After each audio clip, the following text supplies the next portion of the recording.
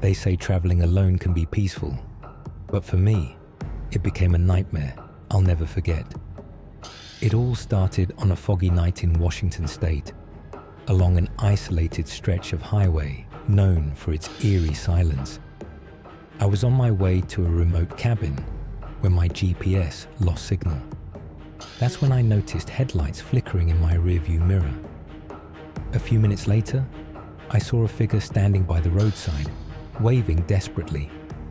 Against my better judgment, I pulled over. It was a man, mid-40s, drenched and shivering. He claimed his car had broken down a mile back.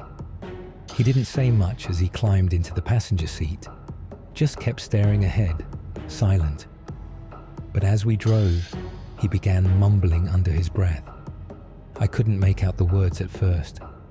Then he turned to me and whispered, "You shouldn't have picked me up."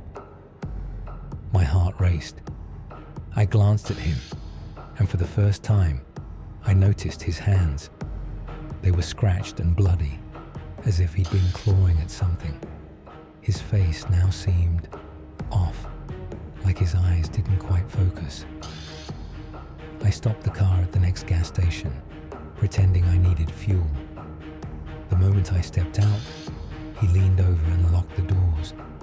I shouted for help, but when I looked back, he was gone, vanished. I ran inside the gas station, trembling. The clerk looked at me, confused, and asked, "What's wrong?" I told him about the hitchhiker, and his face went pale. "You're not the first," he said. "That man died on this road years ago. People still see him, but he's not real." My blood ran cold. To this day, I don't know what I saw, but I'll never pick up a stranger again. So if you're ever traveling alone and spot someone stranded, think twice before stopping. Some roads are better left unexplored,